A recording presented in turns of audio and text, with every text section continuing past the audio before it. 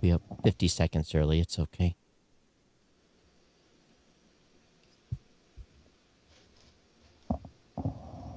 All right. I think we'll kick off the normal, one of the intros we do.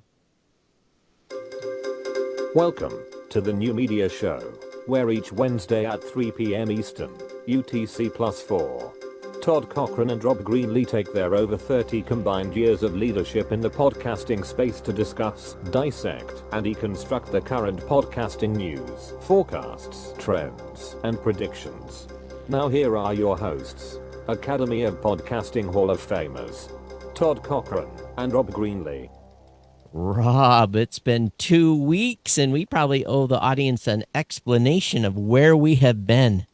Yeah, well, I think you were on the road prior to that, but for me it was I had kidney surgery, and I had a couple of kidney stones pulled out of my right kidney. Yeah, so I was that kind of knocked me out for a week and a half here. I was sitting here a week ago Wednesday, and I'm like, had everything fired up and was waiting for you, and you never showed up, and I'm like, where's Rob? I texted you, like, oh, dude, I'm in Phoenix. Sorry. Right. Yeah, that's true. I was in Phoenix too. Right. Yeah. So anyway, for those of you watching, you see we have a guest. For those of you listening, you don't even know yet. So that's okay. I'll let Rob introduce. I did put it out a little bit on Twitter the other day. So. Oh, okay. Well, some people probably know. Rob, why don't you go ahead and introduce our guest today? Well, I want to welcome Ashley Carman to the New Media Show. Thank you so much, Ashley, for joining us. She's a senior reporter for The Verge, and she's been covering audio and podcasting for a few years now over there. And she recently was selected to replace Nick Hua as the editor of the Hot Pod newsletter, which Todd and I have talked about many times. And I've talked to Nick quite a few times on trips to New York and things like that. So we've had an interest in what the Hot Pod thing is all about. And so this change, adding Ashley to the editor role of Hot Pod, is something that caught my attention. And I thought it would be very interesting to have her on the show to share kind of that process and kind of her experience about, the podcasting space and covering it, and breaking some interesting and fascinating stories over the last few months. So it's been a busy summer. Right. Ashley, thank you so much for joining us. Yeah. Thank you for having me. I'm excited. Well, Ashley, I will say this. You would come on the show, but Nick would never come on the show. Right. So this is step one. This is a positive change. So I mean, maybe I walked into something I'm not aware of, or I'm just a ham for the camera. Who can say? No, I think what it was Nick never talked about us indies, and so I guess that was part of it. So and he made that fairly clear that the indie community wasn't something that he was focusing on with the newsletter. So I talked to him about it a couple times, and that's okay. I mean, he has every right to do that. I'm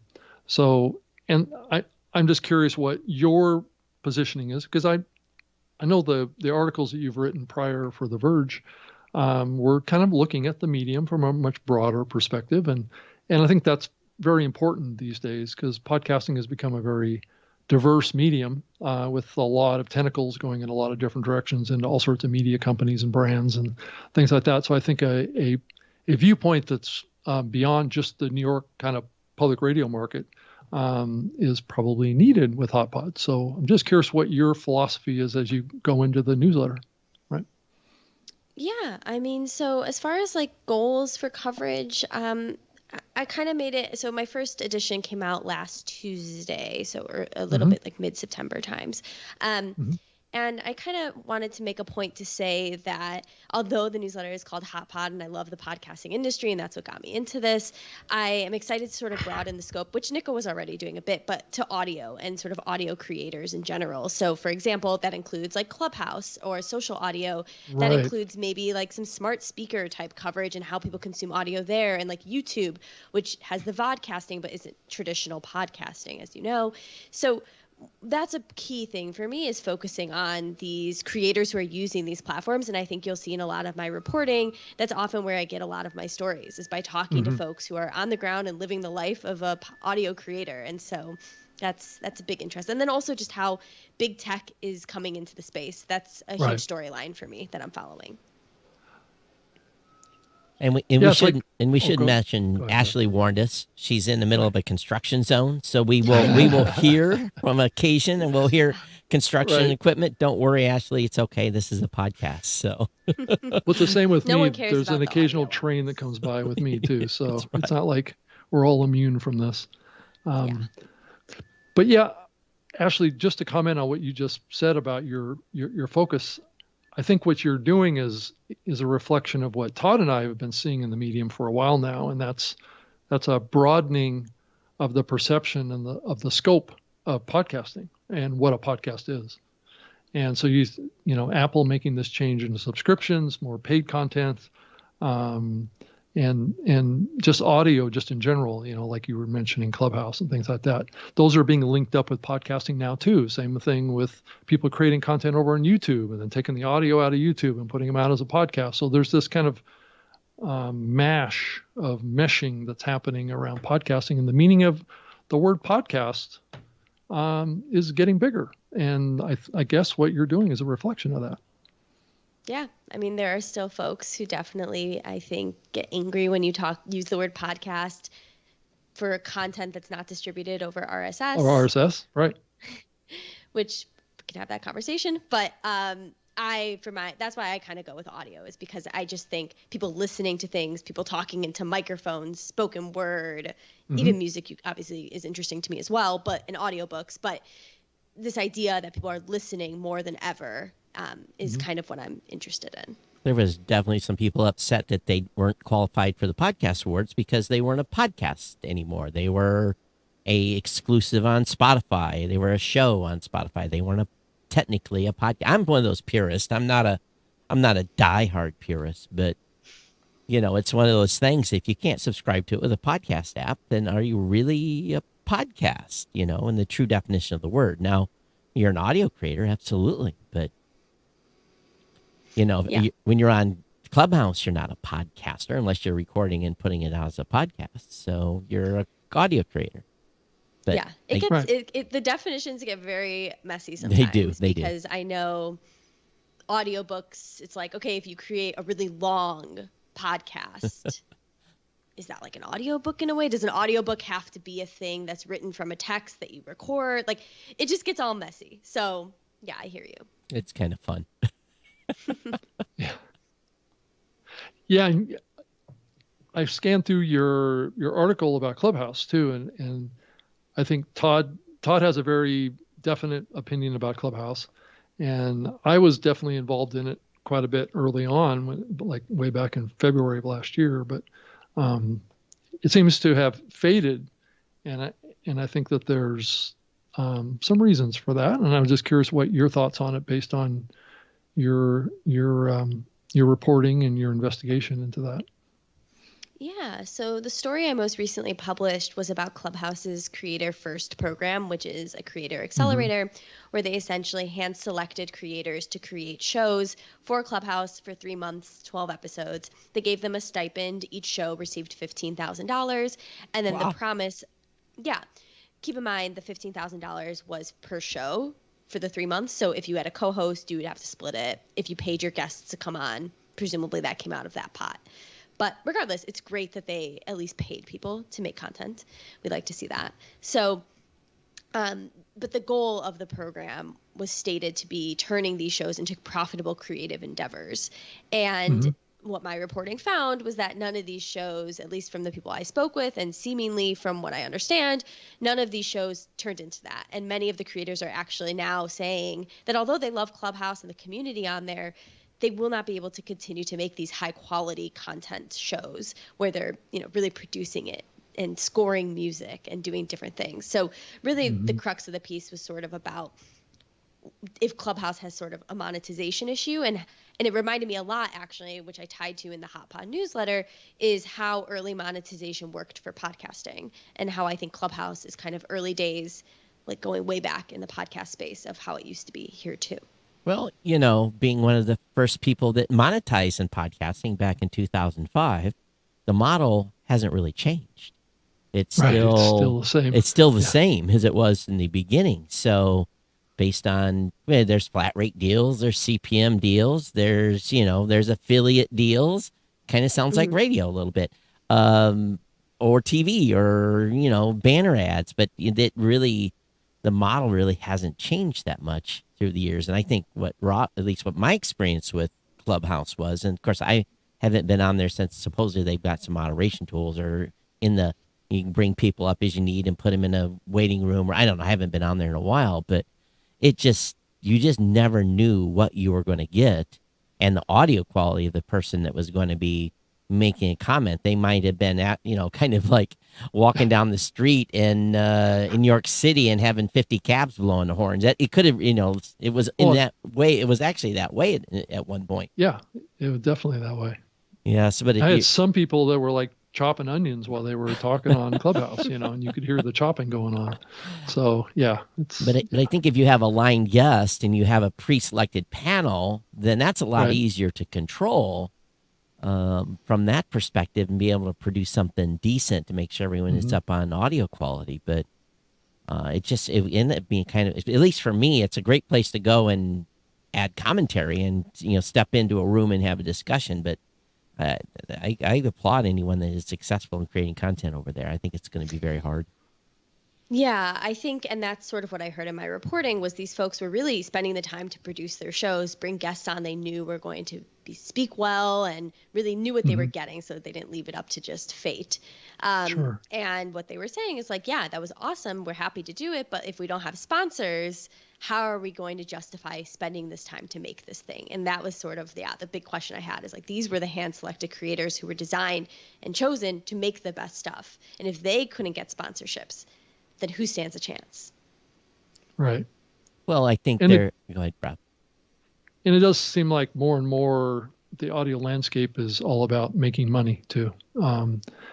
Because I think people are more and more looking for side gigs, side hustles, things that they can bring in additional income to what they're doing. I also, realized, because I went through this myself, and I know many people over on Clubhouse, they were spending hours and hours and hours over there a day, and there's only so long you can do that before it starts having an impact on your income, right? Or your job, or your whatever other things you have going on in your life. And back then, at the heyday of it, it was pandemic. Everybody was locked in and at home, and they had lots of extra time because they weren't commuting or they weren't doing a lot of other things. So I think that also has an impact. For sure. I think it's like anything else. It's going to find its place, and people are going to figure out how to monetize. And it's probably through communities and events with extensions to that. It's not necessarily going to be tied around content, I don't think. But it could be content instruction. You've got masterminds or whatever it may be. People are going to find ways to make money. I could say mastermind now, Rob, without getting a bad taste in my mouth. I've kind of grown over that a little bit. Why is that, Todd? Yeah. I'm just curious. Because in the early days of masterminds, there was a lot of masterminds that were absolutely not masterminds. Kind of schmarmy, huh? Right. Yeah. But I think that the medium of audio in its essence is, I think we've all found, even during the pandemic, that we have much more time to listen than we do to watch. And and if I just wish I could invent a TikTok of podcasting, because it's this thing that they've got over there is they've invented a time machine. You sit down and you start going on TikTok, and 3 minutes later, it's actually 3 hours later, and you wonder what happened. I'm just trying to figure out how we can make that engagement happen in the audio space, where they go from one piece of content to the other. I don't know if it can be duplicated, but it would sure be fun to try. Yeah, I actually wrote a piece about the people who are trying to do that. There's quite a few companies that are trying to do short form audio, specifically because short form audio in their minds could be something that's a lot more discoverable and easy to have the algorithm show to you and you digest very quickly. So Facebook is doing it. There's a bunch of startups trying to do it.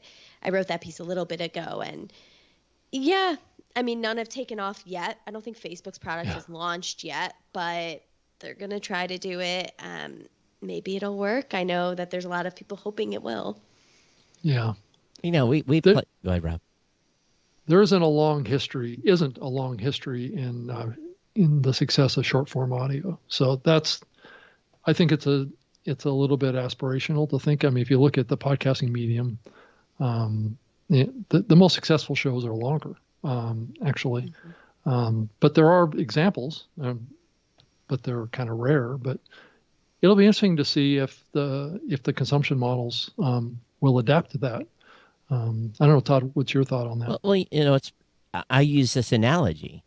I watched 30, 40, 30-minute, 30-second clips on TikTok, and I enjoyed watching, was entertained and hearted a bunch of them because I thought they were cool, but can I recall what that now today? That's a short-term memory thing. It's instant gratification, pushes something with an endorphin, who knows?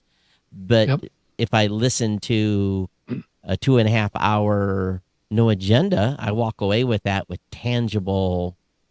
something tangible to think about that Right. I can quote days later or tell people you need to go listen to this segment.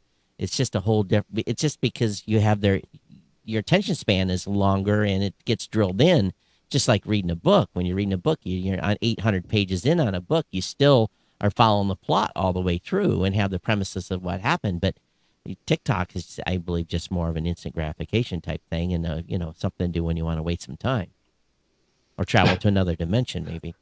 I had to that delete too. TikTok from my phone. So Oh, you did? for that reason, I'm like, please no. It'll suck me in, and then I'm like, there goes my afternoon or my evening, and I cannot do Or it's this. 2 o'clock in the morning, and you're like, "What?" Yeah, Right. Yeah. I'm like, this is not what I need to be doing with my time. Yeah, and I think that's what happened with Clubhouse to some degree too. I think a lot of people got sucked in. We're spending hours and hours in rooms. I know some rooms went like 24 hours straight. There were other rooms that went like 3 or 4 hours, and people were in the room the whole time. You- So, yeah, and Rob, I live audio for right. at least 40 to 60 hours a week right now, and Yeah, that's not including any time I'm listening to shows, I'm doing discovery work. It's so for me to be able to try to figure out where to squeeze in Clubhouse, and have a life, there was no way to do it. So, right.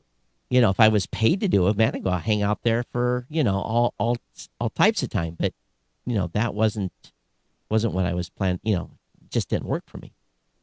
Yeah. What I would say is, like, for me personally, I don't listen as much as you, 40 to 60 hours a week, but I'm definitely trying to probably have about 2 to 3 hours of podcast time a day during my walks, my daily constitution. So during that time, though, I'm like, if I could be either listening to a podcast where I know the hosts are reliably good, it's been edited, presumably they're putting their best foot forward, versus Clubhouse where I'm like rolling the dice and hoping what I'm going to hear is interesting to me, I'm always going to go with the podcast, at least right now, because I'm like, at least I know that this has been scrubbed at the very least, if nothing else. Right. Well, don't get me wrong. I don't listen to 40 to 60 hours worth of okay. podcasts a week. I work 40 to 60 hours Got worth you. a week Okay. in the space. So it's, it's a combination of everything. But yeah, so a couple hours of podcast a day is pretty typical for me on downtime. When I'm at work, I can't concentrate on to listen to podcasts because I stop typing and I'm looking off in the distance while I'm listening to them. So it's definitely during my short commute or, cleaning the house or whatever it may be. So I think that's the beauty of podcasting is you can really listen to it when you have you time. And it's not we time, it's you time. And I think it really works well. And I think that's why it's been so successful over the years. Yeah, I love it. It's fun. It relaxes me. Like, I look forward to my walk because I'm like, okay, this is my time, my me time. I get to listen to my shows, take a little walk, enjoy some sun for a little while longer before winter comes, and then relax. Do you think then that from the content, now I know you're going to talk everything audio in the newsletter. So what kind of pushback did you get from the Hot Pod subscribers that basically said, why are you talking about Clubhouse? Why aren't you talking about podcasting? Did you get any pushback? No, I Well, mean, that's good. totally honestly, I have not. Everyone has been extremely welcoming, which is awesome. To anyone who's listening that's in the community, Sure. like, I very much appreciate it. Everyone's been so welcoming and I think really excited. I think ever since I began reporting in this space, I've been really pleasantly surprised at how welcoming everybody is in it and is just excited to have someone who is also passionate about the space, wanting to talk about it and wanting to cover it and wanting to find ways to tell stories that maybe hadn't been told before, and now there's a way to do it. So yeah, like, genuinely, I've been really happy to see how happy other people are about it. I think if we look at the newsletters that's out there, you look at Pod News, comes out daily. It's a regurgitation of news stories. It's not really, he does an in-depth one once in a while. He'll do some expose on something, but it's not a regular occurrence.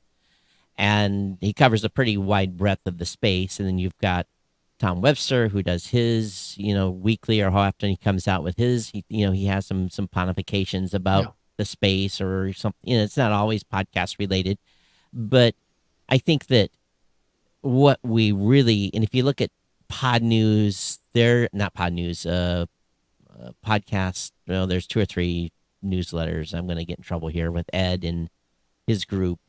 Help me out, Rob, here. Podcast Business Journal. Podcast Business Journal, yeah. And I think Podcast Insider. I think is the other one. So or Inside Podcast. Yeah, so they all do these rehashes of people's press releases or blog posts or whatever. But I think what the entire space, and what we had hoped when Nick started writing Hot Pod, was that he would expand and talk about the rest of the space, except for that bubble of New York, Boston, NPR, that. And so for a lot of us that, if you think about the podcasting space, 98% of us are independent podcasters. The only 2% are really what you would consider professional, being hired by a company, being paid. So the 98% kind of felt, with at least the feedback I would get and the circles that we kind of run around, it was a newsletter we just kind of deleted when it came in because they didn't speak to the entire space. So I hope, I'm not telling you what to do, obviously, but I'm hoping that you can understand that the community from the independent podcaster side largely discounted the newsletter before. And we're hoping you just, you look at, I know that you're already expanding, and that's great. So I hope that you'll keep that in mind as you're putting commentary together. And I'm not saying you have to focus on the independent space, but it'd be nice to pick up pieces once in a while when something happens or somebody did something that brings it to your awareness that you think you should report on, instead just on that laser lock of and Todd, it's probably not entirely fair to it's point not what Nick was doing. Right, it's true, Ashley, but it's good for her to understand the right. perspective of the newsletter in the past. And I don't know, Ashley, if you already knew that or not, but I'm just kind of giving you the history of how Hot Pod was perceived often in some of the exterior pieces of the country. I guess that's a better way to say it. Yeah. Yeah.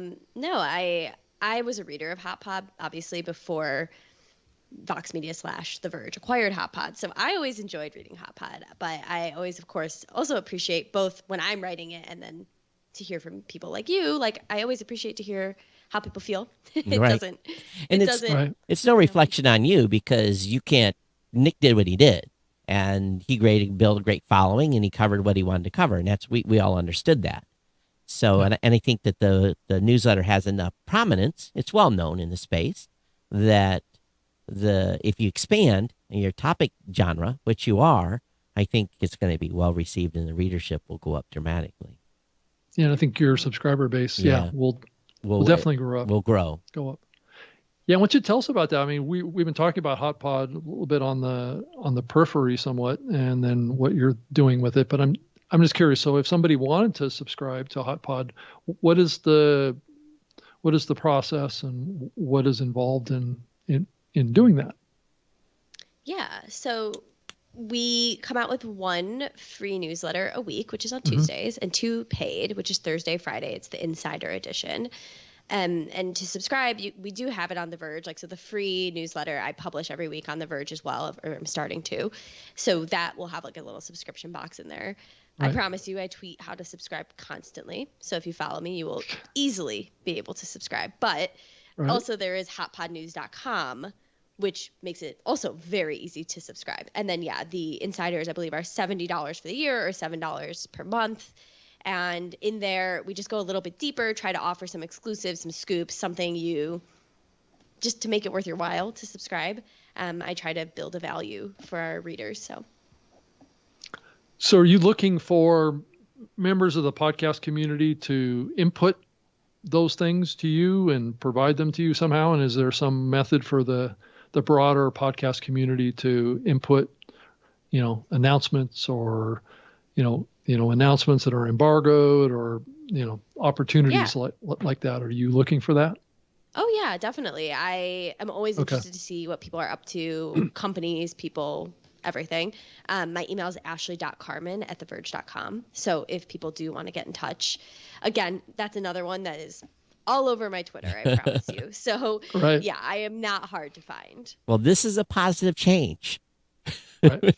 Because we knew what would happen if we emailed Nick. It would just get deleted. So you're going to get up on a bunch of people's mailing lists now, because you're not going to respond to everything. But I think that the perception per se was, if you're not NPR and if you're not in New York, you're not going to get talked about unless you buy an ad in the newsletter. That's kind of how it was before. Right.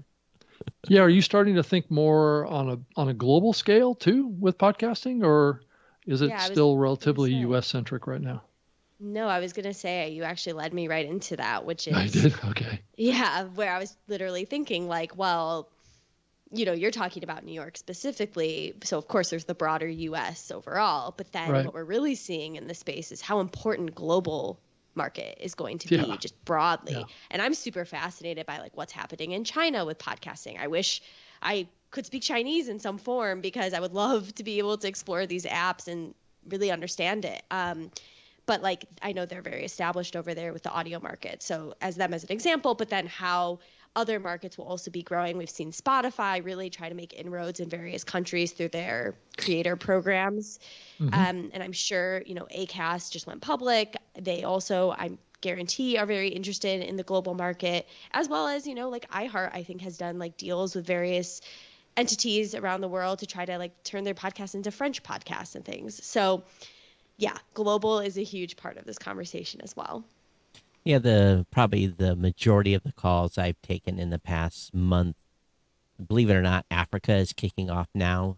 Nigeria specifically, there's a platform down there that's getting ready to heavily add podcasting. So it's growing everywhere. The challenge. It's in the Middle East. Growing is, too, and in the huge country of India is becoming a huge player, and Brazil is just exploding, as Todd has known for years. Yeah, I've known for years. They got shows down there that make the biggest shows here in the United States. They would cry for their type of numbers. They do 9, 10, 12, 15 million downloads per episode, and the podcasts are 3 and 4 hours long, and they come out daily. Yep. Do they host through you, or do they have a variety of providers? We do have a number of customers that host through us that have content in Brazil. So it runs the gambit. It's you would never imagine it, but their target market for a lot of podcasts down there, there's a lot of factory workers. So it's for the people that are on the factory floor where there's no internet, there's no cell phone signal. They can listen to podcasts with their mobile devices. So they're on their feet 3-4 hours a day. So they're listening to podcasts all day long in Portuguese. So it's a huge small number of shows, huge audience. So it's also going on a big scale in Spain too. Right. Yeah. That's really cool. I might have to hit you up after the show to hear a little bit more about that, because now I'm really curious about these factory workers. Well, and the thing is, I don't speak Portuguese. And the only reason we kind of know about it is looking at stats and looking at, the shows and, people coming in and asking tech support. And I'm translating Portuguese to English and English to Portuguese and that fun stuff that goes on with, trying to do international tech support when someone doesn't speak English. So, yeah, and we don't have anybody on staff that speaks Portuguese. We have a few people that speak Spanish and French, but, that just covers a small, small segment of the world. Yeah, and a lot of those shows, like in Spain and like what Todd's talking about, aren't generally, and Todd, correct me if what you've seen is wrong, are not always formatted as traditional podcasts either. They're very much formatted as just long form radio shows. Yeah, some of them are. Right. And that's what people are used to in their lives. And if they can't get the signal in, or they can't have a device that they can listen to the radio, then that's their radio. So, right. That's an interesting point. Yeah. Yeah. And I mean, that also speaks to why when we were talking about people reaching out to me, I'm like, please, because I cannot parachute to the ground of these places. Yeah. I don't necessarily speak the local language in some places. Like, I need to know what's happening. I want to know. So yeah, that speaks to that for sure. And I think too, it's, if you think about the Middle East and the conversation I've had with a platform out there, I'm like, what are you going to do about this type of content? And often the answers are maybe something you would be reportable because, they're sensitive to certain types of topics and, just because from certain other countries. Right. So there's that's going on. And so, are they content, what's the right word? They're being selective in the content that they want. I guess that's the polite way to say it.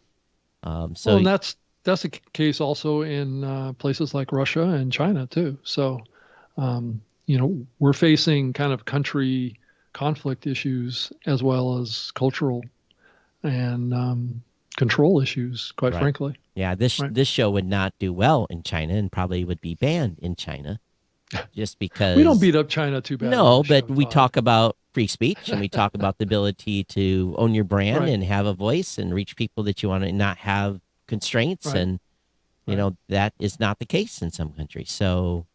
And I think we forget about that America, we're so privileged, and many other countries so privileged not to be able to say what we want. Now, you may get sued, but, but you can say what you want, Well, and also, Ashley, Todd and I are sitting in a situation where we're working with large podcast distribution platforms. So we are at the cutting edge of the distribution of podcasting because we're always trying to find that next big platform that we can get podcasts on. And I think we're starting to get to the end of the list, Todd. Well, I was about to say, do you think there's a next big platform? Well, I think what it's going to do and what we're already seeing is, let's say, for example, if you have I'm just going to throw let's say you have a science platform. Well, the science platform was a vertical. They're going to be interested in science content only, and they're going to suck in as much science content and lay it in. So we're going to be now in a situation where we'll have all the big players, not all the big players globally are not. Matter of fact, many times you don't know who a big player is. Do you know who the biggest audio player is in the UAE? Probably not, because we're not in the UAE. We don't know what the popular music app is for the UAE. We probably do a little research, we could find out. But those types of things in regional or across the world are going to, there'll be these popular apps within Spotify, and all those will be in that playlist as well of apps people use. But I think what we'll start to see now is the verticals will start to more pull in content, and not a lot. Maybe they'll have a select catalog of content, and it isn't necessarily the Apple Podcast Top 200. It's stuff that they have cherry picked through to find content for their audience. Yeah, Todd, and I think that the biggest example of what you just said is what we've seen happen in the huge country of India. Is those two platforms that have adopted podcasting over there. Between the two of them is close to 300 million new potential podcast listeners, which is about the size of the whole United States. So it's And some podcasters have seen very significant growth in their numbers just by getting listed in Ghana and GeoSavin. So, it's opportunity that has been sitting out there for the podcast space for many years that the time hadn't come, but And now it has. Podcasters will all have to ask me, how come I've got someone listening in this country? And I'm like, well, just remember, in the United States, we're unique and very unique in that most people, and I don't know what the national average is, we'd have to look this up, but there's a very small part of our population that speaks more than one language fluently. Whereas in Europe, it's not unusual for someone to speak 2 or 3 different languages. Same thing in the Middle East, or someone in India, they'll speak maybe 2 dialects of within their own country. Then they speak English as well. So, English programming is definitely going to resound because it's probably the most second spoke language in the world. So I think that that's why people see success in some of these countries. And then, you look at Japan. Why hasn't podcast taken off in Japan? Well, part of it is a culture thing. It's about face. It's about, not putting yourself out there and being a one. So podcasting is slowly growing in Japan. It's not because of language or anything else. It's because of the culture. And I do think that the culture is shifting. It is. As the younger generations come up, they're probably not as strict on that culture impression. Todd probably is my guess. Well, you would think, but there is still a certain amount of peer pressure to, and they're very critical. If you're wrong, you're going to pay the price socially for that. Yeah. So but it's fun. It's fun to see the growth, and that's what we need if the podcasting space is going to get to $2 billion in advertising. We've got to figure out how to get the rest of the world on board. Because it's not going to be through 10 advertising spots in your top 10 podcast. Yeah. So Ashley, I wanted to ask you about your article that you wrote about Joe Rogan. I thought it was an interesting one. Todd and I did talk about it on the show a little bit after we saw the article about him being confined to Spotify and him losing some impact or influence or audience or something like that. I don't know if you wanted to share a little bit more about that topic. Yeah. Let me, I'm going to pull it up here because it's been a busy month. Yeah. Yep. So what I did is for this piece about Joe Rogan, I really wanted to figure out, and I think this is a big topic a lot of people discuss, is what happens when you go exclusive to a platform, specifically Spotify, just because they've been so splashy about the big deals that they're signing. Right. And beyond being able to get the numbers, which is pretty much impossible to do unless someone wants to leak it to me, I had to kind of find a way around that. So the way I did that was by looking at all the guests that came on his show from December 2019 to November 2020, or I'm sorry, from December 2019 until July of 2020. So basically we wanted to see how many followers his guests had on Twitter prior to him before they would come on the show, and then how many they gained from going on the show, and how that changed from when he was publicly available to when he went exclusive. So what we found was that before he was exclusive, guests would gain an average of around 4,000 Twitter followers in the week following their episode airing. And then after he went exclusive, that number declined by half to around 2,000. So, and we focused specifically on people who had under 500,000 followers before they went on, because that seems like the people who would most benefit. And so really what this sort of said to me was that potentially his impact or listenership dropped off by around 50%. I mean, potentially. This is all just going off this data. Right. But you could see it also in the various graphs we put, that you see just a distinct drop-off in the amount of followers that people gain after he goes exclusive. And so it really just suggests that it is likely he definitely lost some listeners when he moved over.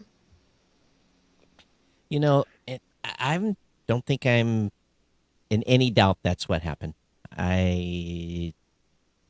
There was a very huge contingent of pissed off people that didn't want to be on, have to listen to the show via Spotify. That's why there's a few rogue RSS feeds out there where people basically take the content and put it up so that people can subscribe to it. And we know that Spotify, at least we haven't heard publicly that Spotify's been very aggressive about going after that. So I don't know how big of an audience those rogue feeds serve. I can't imagine it being that big because someone would be very surprised about their bandwidth bill if it was. Rob, don't you think that you get 500,000 people downloading an episode of Rogan? I don't care where you're hosting that. That's gonna raise That's some going to have an attention. impact, right? Yeah. So I mean, I agree. when Joe left Lipson, it created a big difference in our download numbers too. So and your bandwidth bill too. So yeah, right. So Right. I've always said individuals that go to now let's look at it from a different perspective. Joe got paid, and I don't begrudge any podcaster that gets a big fat juicy check from signing it, depositing it, and as long as they've had their lawyer review the contract, good for them. They've hit the jackpot. But there's a trade-off. Money, influence, money, authority.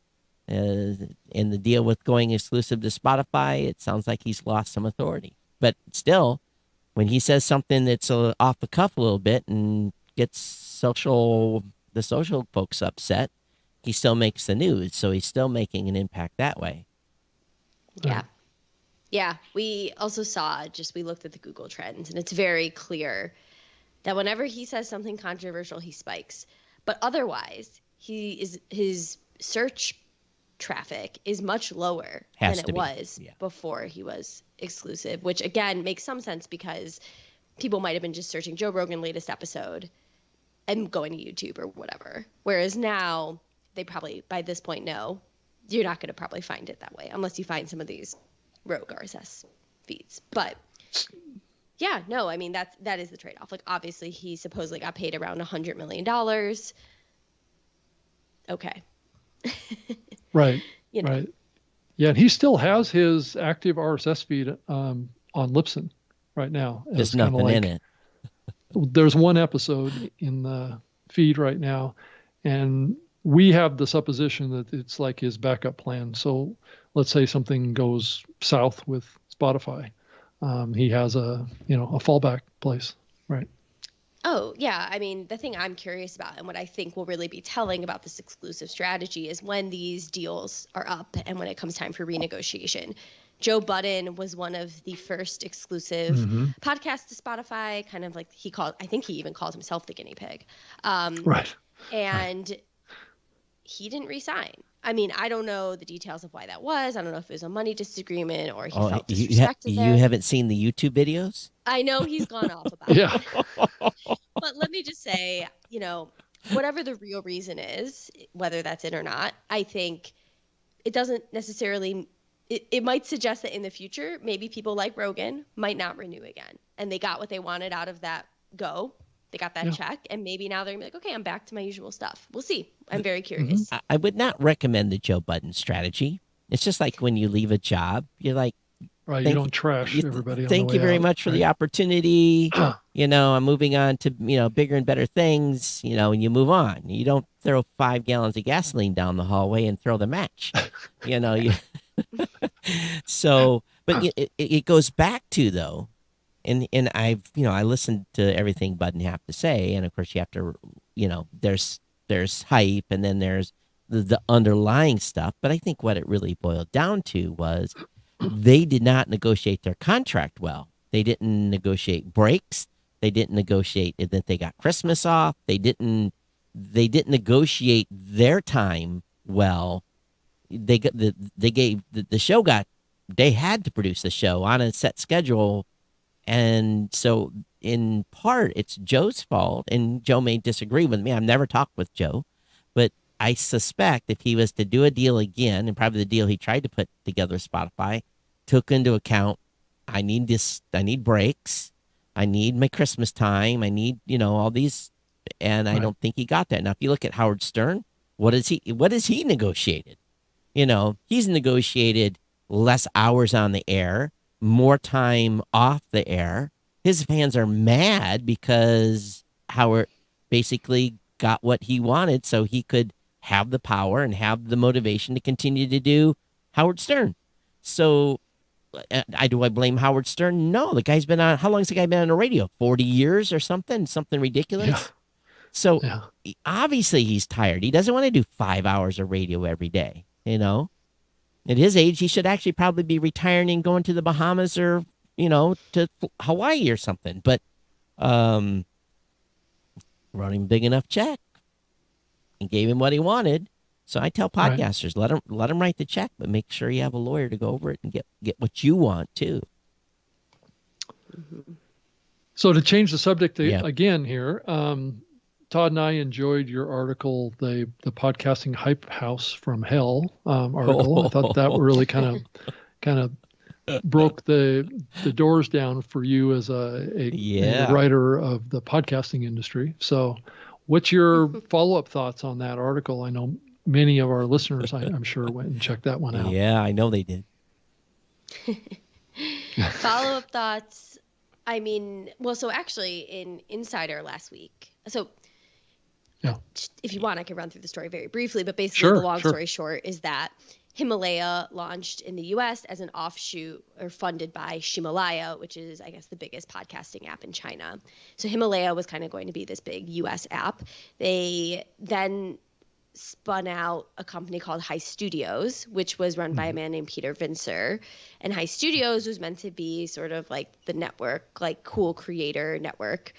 And as my piece gets into, I call it the hype house from hell because it just, a lot of bad things happened there. Creators were not happy. It kind of turned into disrepair. And then, but publicly, you would have just seen that High Studios and Himalaya separated. You didn't know why. And then all of a sudden, High Studios, what you thought was High Studios was now called Notorious, which I believe still exists. I'm not entirely sure. But anyway, the story gets into just how it's a spiral of despair and mess and bad workplaces and things. Go ahead. Oh yeah, if you go ahead. I kind of laugh because in the very early days of podcasting, I will remain innocent, but there was some pretty crazy parties in the early days of podcasting. Now, they don't today, get talked about a lot. Thank God. But today, those parties that maybe happened in 2005-06 time frame would be you wouldn't survive. You would not, from a job perspective. Can't do that now. You would can't do that. No, no. That ship has long sailed. But and when I read that, I thought, didn't he know this is 2020? You can't do that anymore, and expect not to have the hammer brought upon you. I was blown away. Yeah, I think there was. I mean, the hammer really wasn't brought upon him anyway from a corporate perspective. At least in my reporting, I found really the hammer was brought down when employees reported workplace abuse, essentially. Right. And so at that point, they had to involve Himalaya. I'm talking about this point. Himalaya had to involve a legal firm to do an investigation. And at that point is when things really, happened. But I mean, I don't know what Himalaya knew and didn't know, but seemingly the party went on. Wow. For a while. But since that story has come out, Himalaya tried to go public in the US. I don't pretend to be an expert in how IPOs work domestically and abroad, but the Chinese government cracked down a little bit. And now they are going public in China. And I actually had a scoop in the Hot Pot Insider last week that Himalaya has a new CEO. So the CEO who was running things when Peter Vincer, who was this High Studios person, they're out. There's a new CEO, and they've pivoted their strategy to more of short form, inspirational content on a subscription basis. So I think Himalaya is finding its footing, maybe not. I think they're just still figuring it out. But I did see that response video that Peter Visser made about your article too. Did you ever see that? And what was I did see that. The response, you think? I mean, what did I think of it? Yeah, I mean, and did you hear from people giving you feedback about that? No. No. Okay. I think, So most people didn't believe him then. I think it was damage control is what it was. Damage control spin. That's what it appeared to me. Yeah, I stand by my reporting, and I think it's accurate. So, I wasn't too worried. I never had any interaction with him. Rob did. So, I've had some. Rob and I have talked privately about your article. So I think Rob would have a tendency to potentially agree. I mean, I didn't see all that stuff because I didn't go to, those parties in LA or whatever. I ran into Peter at various events, podcasting events, up in Canada and in the US. So I've had some involvement with him, and I never saw what the depth of the depravity of what you uncovered. But I did see some signs of, over drinking and unprofessional behavior and things. So, yeah. The podcasting space needs a good drama story once in a while. I just don't want it to be me.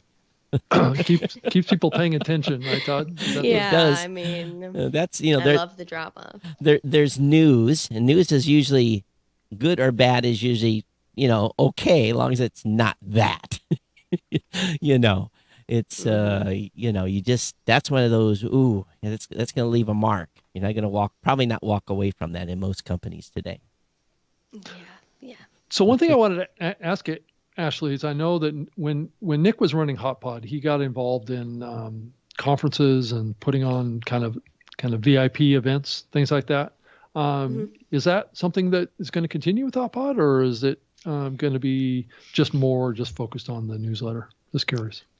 Yeah, we're definitely focused on the newsletter right now, just because it's new for us. Okay. Like, first of all, it's The Verge's first paid product, so we're just like, how the heck do we do this? And but I do think we are interested in events. Like, I enjoy events. I like to meet people in person. I went to Podcast Movement in Nashville this past August, I believe it was. So I like to take opportunities to meet people. So hopefully we can do some events at some point. So that's great. So what is your what's your feel? What's your vibe? And you're talking to a lot of people, So Rob and I have been, kind of out of the pocket for the last couple of weeks, but we've seen this huge number of acquisitions and mergers, and that's kind of cooled off a little bit. But what is your what's your sense of what's going on in the space right now? What do you feel is happening? Because, you got to have a sense to, getting input from people, what's going on. Yeah. As far as mergers and acquisitions, I imagine we'll see more show deals. Like, inevitably, that's going to happen.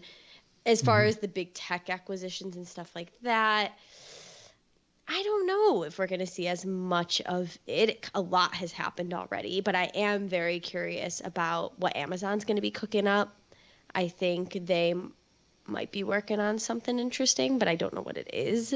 I'm also curious to see how Facebook affects podcast world, like if it can actually lead to listens and meaningfully change the space. Those are kind of the big things to watch. I would expect that. I would also expect maybe some of these more indie networks to potentially struggle or deal with, now that we have all these splashy deals, I think that you see a lot of people coming into the space being like, hey, how can I make money off of the podcasters and help them make more money and poach and try to bring them to different networks that maybe are willing to pay a bit more and recognize their worth. So I think we might see some more of that with indie networks, but I don't know. That's just something I'm kind of like have a hunch about. I don't really know much about it. Yeah, I would just add to that, Ashley, to some degree, that I think that there's maybe something new brewing at Google. So yes, because of changeover and staff and leadership on the podcasting side over there that's happened here recently. So, and they've been pretty quiet, actually. Yeah, I've really been things are curious brewing. about that. All right. Very curious about that because yes, as you mentioned, quite a few people have left the team. I always thought Google was kind of the sleeping giant in all of this, simply because they could make the native Android play. And then when I saw that all these folks left, I was like, well, where does this leave Google Podcast? And I still don't know. So I'm very, very curious about that as well. I don't know if you talk with the Facebook folks or if they're talking to you yet. If you're not, you should probably try to get connected up with their team because they do embargo stuff a lot. Mm-hmm. Rob and I are both under NDA, so we obviously can't talk about future stuff coming with Facebook, but there's some stuff that's about ready to pop with them. I guess that's all I can say legally. But Dang, I wish this was a law-breaking podcast. well, it's not. It's not. But I think my perspective. Well, maybe I can basically say my perspective on the Facebook team is they truly care about the user experience. So Right. I think from that perspective, podcasters are going to like what Facebook is doing, or obviously they're adding podcast. If you have a page, you're going to be able to. A lot of people now are able to map their show to their page. That's no secret. They've announced that already, but I think that they want the folks to have a good user experience. They want to drive views and listens. I hope they're successful because a lot of people spend a lot of time on Facebook. Amazon, on the other hand, we'll see what happens with Amazon. Rob and I watched the Amazon thing. Well, really, it was the Audible thing. Yeah, I've been poking the Amazon bear for like 10 years. Yeah, they were in, they were out, they were in, they were out, Yeah. and now they're definitely in. So we'll see what happens. Yeah. And then the other area I just want to mention about Facebook too is that they may be coming on this show next week. So we shall see. Whoa, that's a big get. Yeah. Yep. I'm going to shut my blinds. Like I said, things are coming. Yeah. Okay, well, I will definitely be keeping my eyes out. It'll be, it's not going to be when it pops, then everyone's going to know. So it is what it is. And they've been, to be quite frank, they've been very willing to listen and take feedback from, platforms like Todd and I's around best ways to enter the podcasting market. And that's been heeded by them because I think they want to see it be successful. So I think I'm confident that what they're doing is trying to do the best that they can. Right. We've done so many of these integrations over the years that, internally at Blueberry, we build a document that when a company like this company out of Nigeria that reached out to us, we had a call and I said, I'm going to send you our document. Here's the best practices on how you should interact with podcasters. And really the summary of that document is have a landing page where people can submit their show. Don't make me do an API integration to you where the podcaster has to go through a bunch of mumbo jumbo to get into your system. Just make it easy. Make it easy for them to onboard. And that's the essence of the document. There's nothing more fancy. But then we say, okay, if you're not going to do that and you're going to go API, well then please think about this because dev time is expensive and we all have lots of stuff we're doing. And if I have to spend 40 dev hours to integrate with one platform and isn't proven it's going to drive any traffic, then that's a big commit on our part. So I think Samsung was the same way. They listened significantly to their launch partners, and they were I think there's a lot more things coming from Samsung too. They're baby stepping things out and seeing how it goes. But if you look at what Google hasn't done, like you alluded to, having an OEM based app. And the challenge, you look at Google right now, they're in court in the EU. They just, 2018 ruling $5 billion because of the prepackaged apps in the Android platform. Well, for them to add another app, they've already got Maps, they've got Gmail, they've got, all this stuff. To them to add another app, a podcast app, we all think it's easy, but it's not at all. It can be challenging for them, and they're paying $5 billion because they have this package of apps that they control. And they said, well, look at Apple. Well, it's a different deal with Apple. Apple builds their own apps. They have their own infrastructure. It's a whole different game. They're not licensing iOS to anyone else. I'm curious because Samsung is admittedly one that I have seen, but I haven't really explored very deeply. Do you feel like Samsung is something that is worth paying attention to? It incrementally, yes. They have the biggest opportunity. You think about Samsung worldwide, and the Android marketplace itself, and how many Samsung devices from the S21 all the way down to their $100 burner phone or $80 or $50 burner phone that they sell in many third world countries that will all have podcasts on it. I think that could be a big impact. You don't see any other major OEM at this point natively adding podcasts to the platform. You don't see Huawei. Of course, Huawei sold their what it was, their phone called Boom or something. They had a name for it. They sold it because of restrictions that the administration put on them last year. But you don't see Sony and other folks like that. They're big in Japan for mobile devices putting in native podcast support. So I think Samsung has a chance to move the needle just based on the total number of phones they have in the worldwide over the next 5 years. Interesting. Yeah. Yeah, I think Samsung is, they added podcasts as just part of a broader strategy, I guess, because I'm sure that they were hearing that there was such huge opportunity for growth in that area on the Android side with podcasting, and I think that's the big reason why they did it. I'm not sure that it's had enough marketing behind it to really get a significant lift. What they need is they need an app. So they need an app that's delivered part as an OEM update, and when they do that, winner, chicken dinner. But until they have an app, then it's going to move slowly. But as soon as they have an actual podcast app of their own, then, it's just like what happened. We had an inflection point with Apple when Apple put a podcasting app on iOS. First it was an inflection point of iTunes, and then it was the iPhone, and then the next inflection point was, again, we saw these huge bumps in numbers of listeners when someone gives me the phone, and I say, I got a podcast. They first thing to do is add it to my list. I don't have to install an app. I just boom, boom, boom, boom. And it's, I add the show. So imagine, if the person has an Android device now, they have to say, okay, well, here's how we add Google Podcasts. And it's still clunky.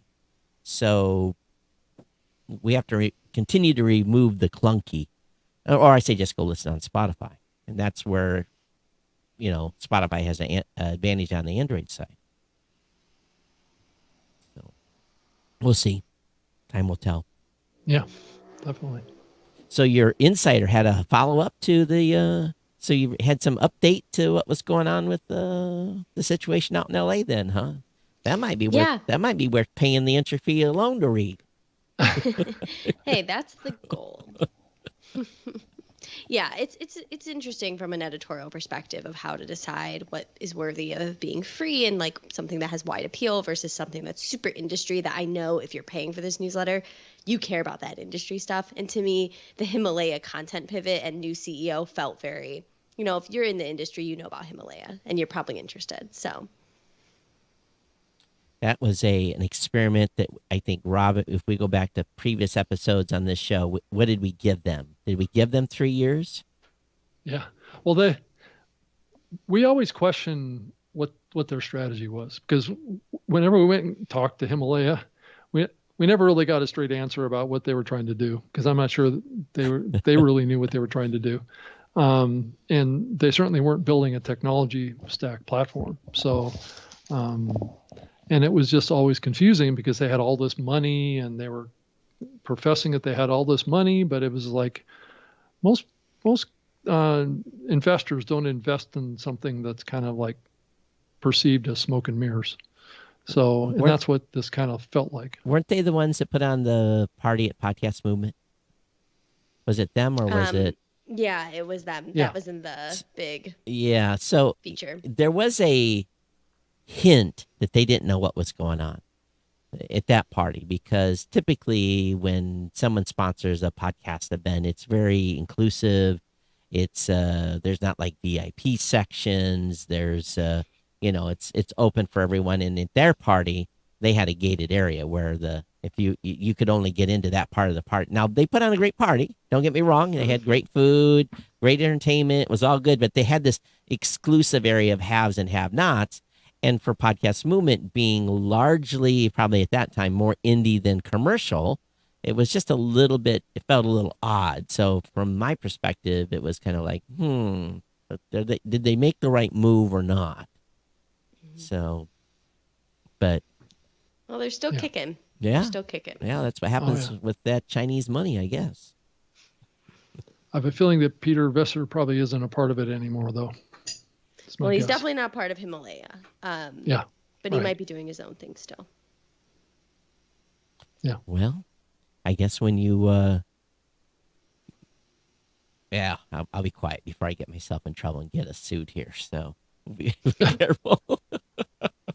You know, you said something earlier about you like tips that come in. Once in a while, Rob and I will get fed one as well. So those of you that want to send some tidbits, you know, you need to make sure that you keep Ashley in your email box so that when you have something juicy, you send it over to her. Now, don't forget Rob and I, because we love getting those little juicy tidbits as well. Right. We all deserve juicy tidbits. So right, exactly. And Ashley, if you want to say anything to Apple, they listen. So if you have any feedback for them, they're listening to the show right now. So we do know they listen. We can say that. Well, and to add to that, you actually did do a story kind of related to Apple a little bit about their subscriptions. And I guess Neil Patel, is doing some sort of premium stuff with Apple Podcasts. Is that correct? My boss, like Nilay? Yeah. I thought you mentioned an article. No, I don't think so. If he is, okay. I've not heard about that. Oh, okay. No, I don't think so. Okay, because you had mentioned that there's something to do with The Verge that's working with the premium subscription stuff. Right. Well, Vox Media acquired Cafe Studios. Maybe this is what you're thinking of. And Cafe Studios is Preet Bharara's network, which is known for doing podcast subscriptions well. So I actually don't know what's happening at Vox Media Podcast Network. We don't actually talk that much, but I know that they acquired Cafe Studios, and at least that has an existing subscription business. I think the subscription business is, I think people are already kind of figuring out it can be challenging to do it and do it well, especially on the podcast side. You know, you have to have a pretty significant audience to really to get some groundswell. And, you know, it's amazing to me, Rob, the money thing right now. I had received a, you know, I talk to a lot of podcasters, and Ashley, I think you'll find this curious, is the conversation in the past. Well, number one, growth. Podcasters want to know how to grow the show. That's number one by far, the ongoing conversation. But number two, really over the last 6 months, is how do I monetize? How do I monetize? And the challenge, you know, hate to tell someone that you're not ready, because there's a lot of false information being put out there by people say, oh, you can just monetize by having 100 listeners. Well, you can if you're a neurosurgeon and you have very valuable, tight vertical content. You can make a lot of money. But if you're a podcaster that has a general topic show, you know, you're going to get some donations maybe, but you're not going to get a great subscribe, you know, an advertising deal. And Rob and I actually had one of the prominent folks in the advertising space on our live show that we did at Podcast Movement, and people have a hard time. They have a hard time accepting the fact that they got to grind, they got to build an audience, and it's not easy. You know, this building a big YouTube audience is not easy. So, I think there's a lot of folks out there seeking to make money right away, but they have this unrealistic expectation that they can. So maybe as you're looking for articles, you know, it'd be nice to have some press on the realities of what it takes to, you know, really earn, you know, and there's outliers. Don't get me wrong. There's outliers that do well with small audiences, but you got to build an audience to have a significant revenue. Yeah, and I would say actually that's a pretty big storyline that I've been trying to cover. One of my articles from earlier this year was about Anchor's sponsorships tool, not really having any sponsors apart from Anchor/Spotify itself. Right. And I think the reason why that story was super interesting to me is because I think we're seeing a lot of movement in the space around this idea of building really large just large, I guess I wouldn't call them networks, but like hosting providers having a large arsenal of monetizable programming that they can insert advertising into, regardless of the size of the show.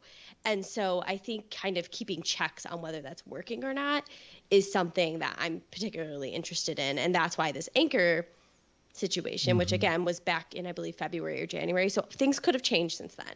But at the time, that just suggested to me that this big experiment of being like, oh, you don't need to have 200,000 listeners. We can monetize you even if you only have 50. Didn't seem like it was really panning out. But that said, that's the well, big you goal can, of a lot of but these companies. are you cool with getting a nickel every 2 months? Right. That's Right. the dilemma. I think that right? it was this idea of like we can make maybe not a living, but like a nice little side hustle type thing. Here's a little history for you, so that you can understand where the space was and where it is and where I hope it's going to go. Is in the early days, there were no big shows, and the measurement back in the early days were we built a tool. My first tool that I built was a programmer that built me just a scraping tool for log files. It didn't read bots, didn't do anything. It just gave me a raw download number. And I thought it had 40 or 50,000 listeners. I probably had 10,000. After we used a modern filtering technology that we have today. So in the early days, there was no big shows. They were all small. It was the biggest show out there. Maybe had 45 or 50,000 listeners up until about the time that Adam Carolla came on, and he really went kind of superstar and drew some real high download numbers. So the advertising in the early days of podcasting was all small shows. So we'd have 400 or 500 shows on an ad deal and do $250,000 a quarter on a buy, but we'd have 500 shows to get those types of numbers to get to move that money. And then when those that listen to the shows heard this 100 times, so it's nothing new to them. But when the big shows came on the scene and when they started going 100K plus, then the money rolled up into those big shows, and the money has never really come back down into the smaller shows. So what Rob's company, my company, I probably got 6,000, 7,000, 8,000 shows that are probably could qualify to make, probably 4,000 shows that could qualify to make, if they were to run advertising in their podcast programmatically, they could probably get, if they did 4 shows a month, they could probably get Take Mama or their partner or significant other to dinner money. And there's another portion of them that would potentially make car payment money. And then there's a percentage of them that could probably make house payment money. And then a very small percentage would be retirement money or do full-time money. But if they're getting to that point where they can do full-time, they're big enough to be able to do their own ad deals. They don't need programmatic. So the challenge is to make this work. Podcasters are the GM, ad sales, and talent. Networks can say, a radio station can tell the jock, you have to run this ad. You have to do this host endorsement. It's part of your job. You don't like the product. You have to do it. Podcasters will often say no to ad deals, even though it would make sense for their show to do them for whatever obscure reason. So in order to get programmatic to work in podcasting, you have to give up some of that stuff. The podcaster is going to have to be willing to give up some control. And I think that's a big ask, because it's easy for me to be on the show or send out an email to, let's say, 8,000 eligible shows and say, I've got programmatic ready for you today.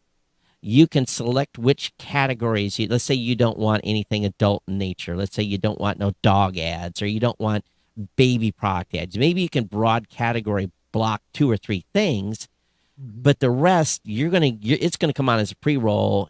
You're gonna take what you get. A lot of podcasters are going to say, okay, how much am I going to make? And you say you're going to make $60, $80, $100 a month. They're going to say it's not worth it. We're not going to do it. So if you have 4,000 podcasts that say they're not willing to make $100 a month, you do the math on that. That's big money from an ad spot standpoint on a monthly basis.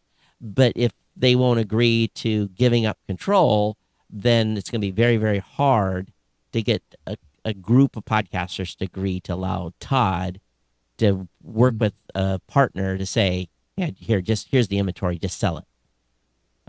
That's a big trust ask.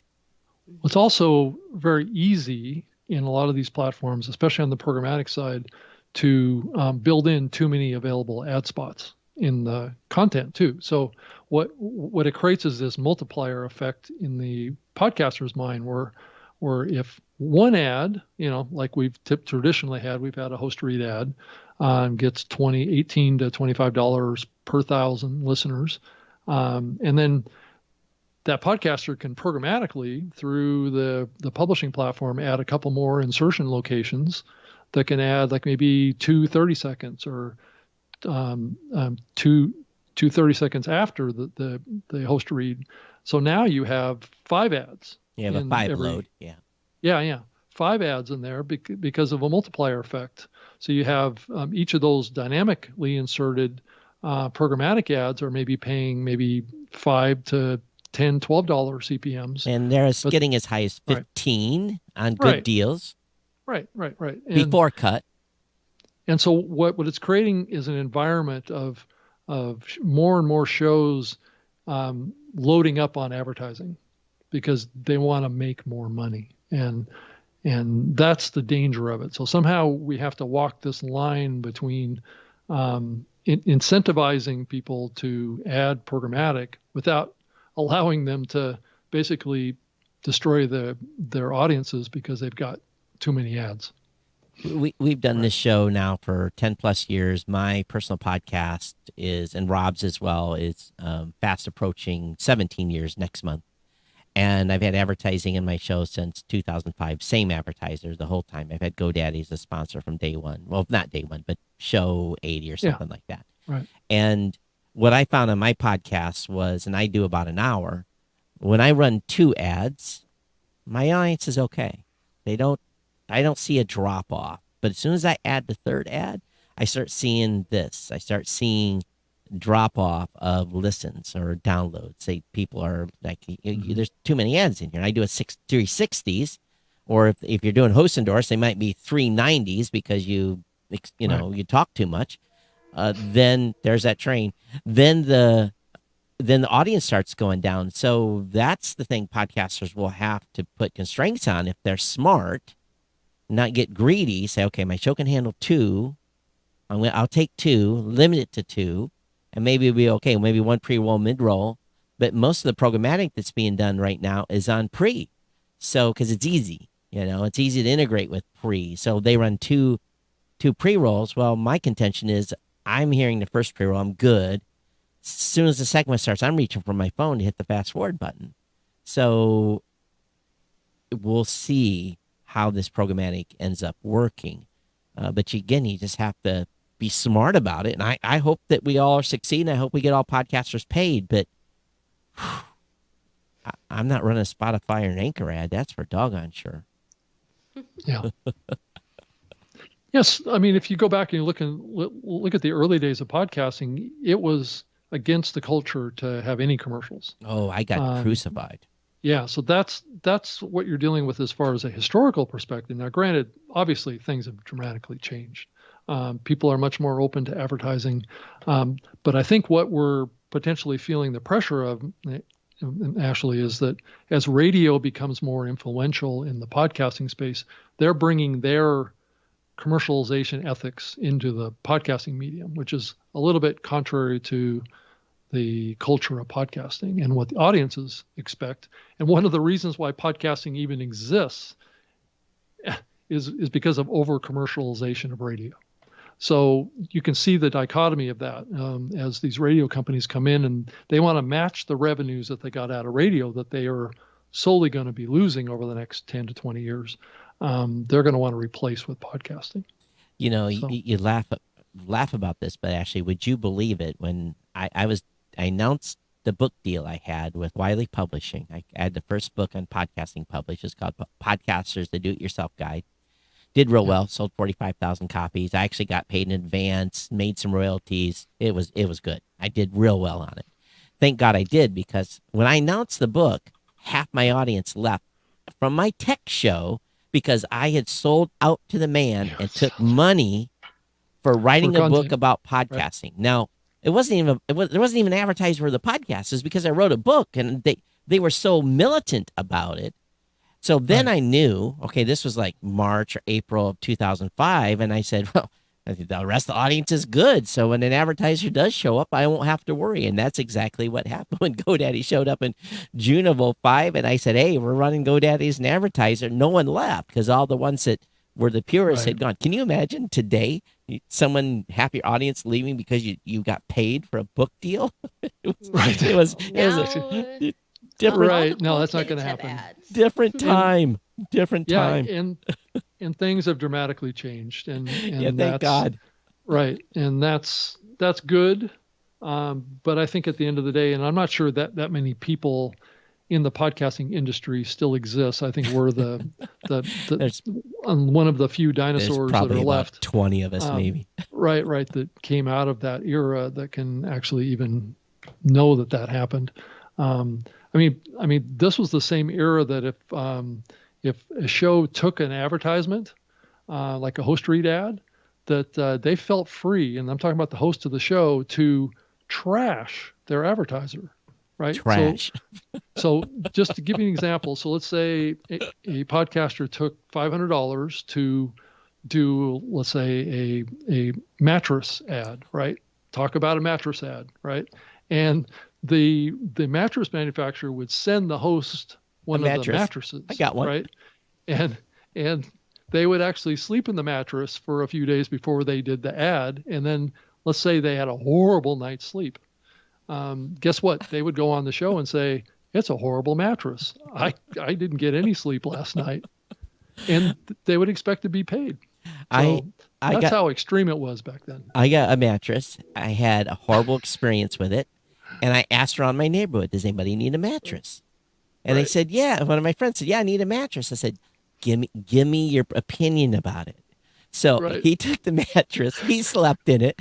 And I basically said on my show, hey, I didn't need a mattress, but I gave it to my friend. He's had a great experience with it. And I didn't endorse it because it was JUNK, but my neighbor had a good experience. So, Yeah. So. Oh yeah. Brand safety. Nobody does that now, though. No. Right. So. How times have changed. Anyway, we're reminiscing too much. Right. So Ashley, as you think about kind of like some of the topics, I think you've mentioned a couple of them so far that you might have an interest in trying to cover in the podcasting medium.